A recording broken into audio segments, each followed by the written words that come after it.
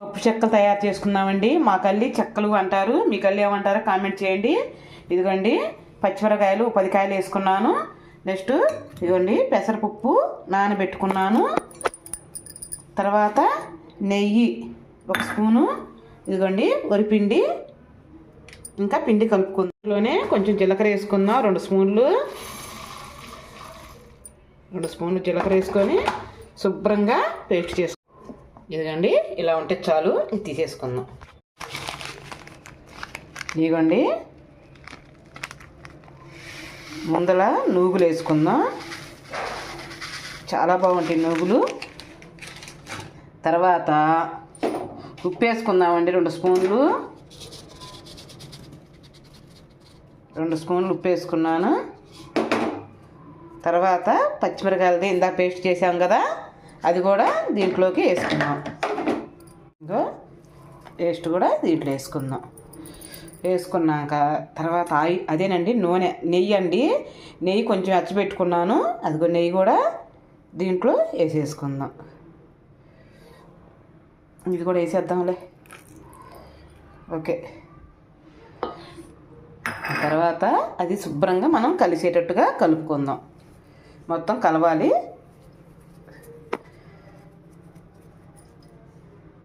ఇదిగో ఇలా కలుపుకున్నాక ఇంకా మనం ఇందాక నానబెట్టాం కదా పెసరపప్పు, అవి కూడా దీంట్లోకి వేసుకుందాం.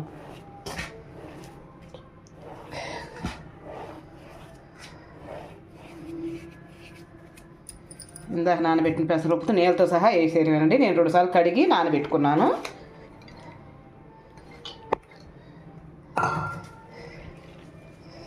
ఇంకా ఇది కూడా శుభ్రం కలిసేటట్టుగా కలుపుకుందాం.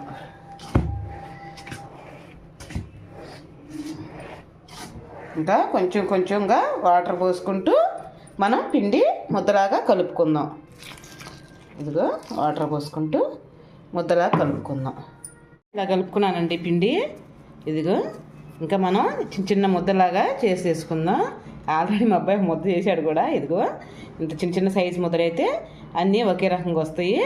ఇదిగోండి, ఓకేనండి. ఉండలు చేసేసుకుందాం. ముందర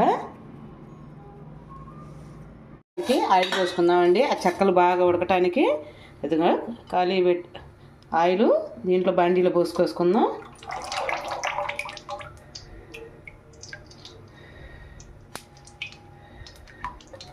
బాగా వేడెక్కనిద్దాం, కాగనియాలి బాగా. ఇది ఒకటి తీసుకొని దీనికి ఆయిల్ పూసుకుందామండి. ఆయిల్ పూసుకొని ఒక ఉండ తీసుకొని ఇదిగా ఇలా పెట్టుకుందాం. దాని మీద ఇలా వేసుకొని అంతేనండి, అయిపోయింది. మళ్ళీ ఒక్కసారి పైకి తీద్దాం. అదిగో చెక్కలు అయితే ఇంకన్నీ ఇలానే చేసుకుందాం. వేసి పెట్టుకున్నాక ఈ చెక్కలు దాంట్లో వేసుకుందాం. ఇలా ఒకటి వేసుకుందాం మొత్తం. ఇదిగో ఇంకా అలా నూనెలో వేసాక మళ్ళీ తిప్పుకొని బాగా ఫ్రై చేసుకుందాం.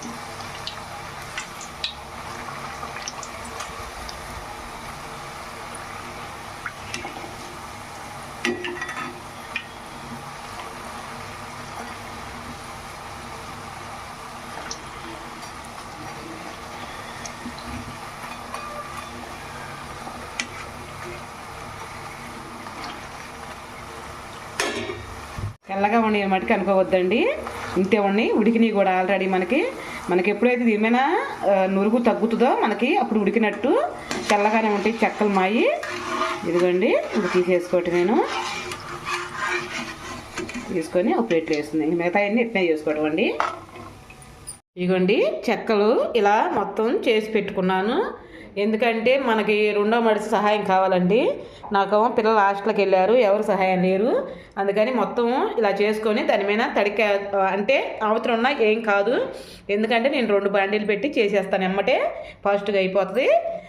మీకు ఎవరికన్నా చెక్కలు కానీ చక్రాలు కానీ లేదా పప్పు చెక్క కానీ అరిసెలు కానీ ఏమన్నా కావాలంటే ఆర్డర్ ఇచ్చుకోండి. మీ ముందలే వీడియో చూసుకుంటూ నేను చేసేస్తాను. మీకు ఆ వీడియో మీకు వచ్చేస్తుంది. అది కూడా నేను చదువుతున్నానండి, ఒక పేట ఊరికేనండి. ఇంకా పక్క చిన్న చిన్న పల్లెటూరులు అయినా సరే ఓకేనండి, ఈ మధ్యలోనే. అందుకన్నా ఇంకొకసారికి అయితే రావు. చెక్కలు అయితే అయినాయి. ఎంత అసలు ఎలా ఉన్నాయో చూడండి. అదిగో నూనె పీలటం కూడా లేదండి. చూడండి చెక్కలు నూనె ఏమాత్రం ఉందా, నూనె పీలవకుండా మీకు చెక్కలు తయారు చేసి పంపిస్తాను. అదిగోండి. ఓకేనండి, ఈ వీడియో నచ్చితే ఒక లైక్ చేసి ఓ సబ్స్క్రైబ్ చేయరా. అంతవరకు బాయ్. రేపు మంచి వీడియోతో మీ ముందరకు వచ్చేస్తాను.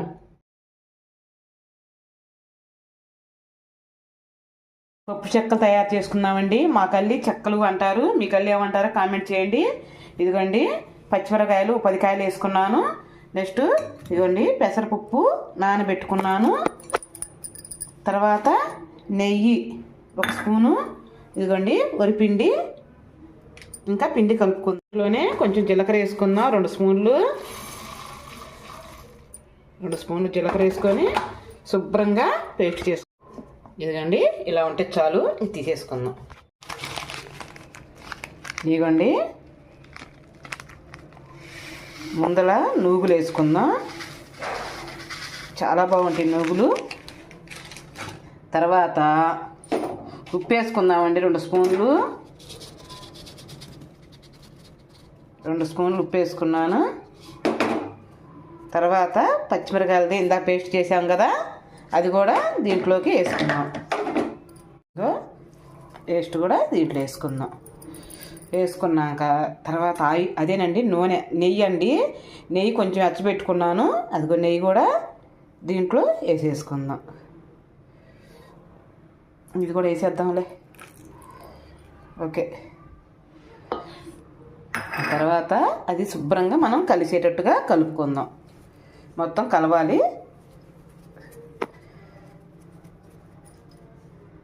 ఇదిగో ఇలా కలుపుకున్నాక ఇంకా మనం ఇందాక నానబెట్టాం కదా పెసరపప్పు, అవి కూడా దీంట్లోకి వేసుకుందాం.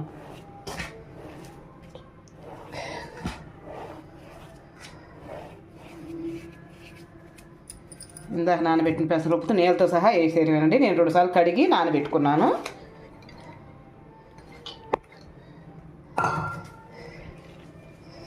ఇంకా ఇది కూడా శుభ్రం కలిసేటట్టుగా కలుపుకుందాం.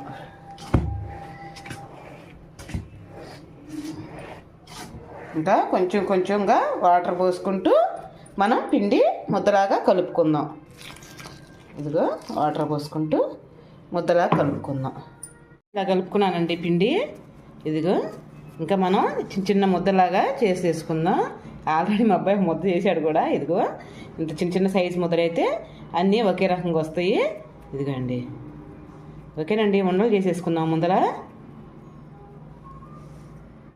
ఆయిల్ పోసుకుందామండి. ఆ చెక్కలు బాగా ఉడకటానికి ఇదిగో ఖాళీ ఆయిల్ దీంట్లో బండిలో పోసుకొసుకుందాం.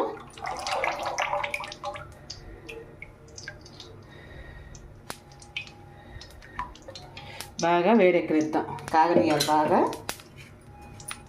ఇప్పుడు తీసుకొని దీనికి ఆయిల్ పూసుకుందామండి. ఆయిల్ పూసుకొని ఒక ఉండ తీసుకొని ఇదిగా ఇలా పెట్టుకుందాం. దాని మీద ఇలా వేసుకొని అంతేనండి, అయిపోయింది. మళ్ళీ ఒక్కసారి పైకి తీద్దాం. అదిగో చెక్కలు అయితే ఇంకన్నీ ఇలానే చేసుకుందాం. వేసి పెట్టుకున్నాక ఈ చెక్కలు దాంట్లో వేసుకుందాం. ఇలా ఒక్కొక్కటి వేసుకుందాం మొత్తం. ఇదిగో ఇంకా అలా నూనెలో వేసాక మళ్ళీ తిప్పుకొని బాగా ఫ్రై చేసుకుందాం.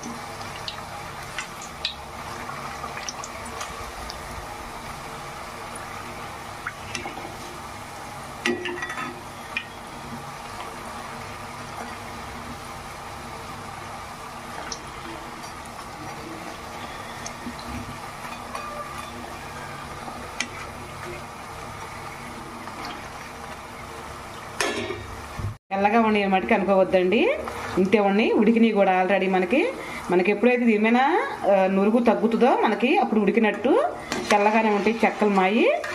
ఇదిగోండి ఇప్పుడు తీసేసుకోవటం. నేను తీసుకొని ఒక ప్లేట్లో వేస్తుంది. మిగతా అన్నీ ఇట్నే చేసుకోవటం అండి. ఇదిగోండి చెక్కలు ఇలా మొత్తం చేసి పెట్టుకున్నాను. ఎందుకంటే మనకి రెండో మనిషి సహాయం కావాలండి. నాకు పిల్లలు హాస్టల్కి వెళ్ళారు, ఎవరు సహాయం లేరు. అందుకని మొత్తం ఇలా చేసుకొని దాని మీద తడిక అంటే అవతరం ఉన్నా ఏం కాదు. ఎందుకంటే నేను 2 బాండీలు పెట్టి చేసేస్తాను, ఎమ్మటే ఫాస్ట్గా అయిపోతుంది. మీకు ఎవరికన్నా చెక్కలు కానీ చక్రాలు కానీ లేదా పప్పు చెక్క కానీ అరిసెలు కానీ ఏమన్నా కావాలంటే ఆర్డర్ ఇచ్చుకోండి. మీ ముందలే వీడియో చూసుకుంటూ నేను చేసేస్తాను, మీకు ఆ వీడియో మీకు వచ్చేస్తుంది. అంత అది కూడా నేను చూస్తున్నానండి, ఒక పేట ఊరికేనండి. ఇంకా పక్క చిన్న చిన్న పల్లెటూరులు అయినా సరే ఓకేనండి, ఈ మధ్యలోనే. అందుకన్నా ఇంకొకసారికి అయితే రావు. చెక్కలు అయితే అయినాయి, ఎంత అసలు ఎలా ఉన్నాయో చూడండి.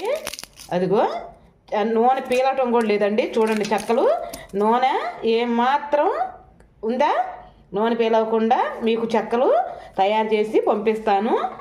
అదిగోండి. ఓకేనండి, ఈ వీడియో నచ్చితే ఒక లైక్ చేసి ఒక సబ్స్క్రైబ్ చేయరా. అంతవరకు బాయ్. రేపు మంచి వీడియోతో మీ ముందరకు వచ్చేస్తాను.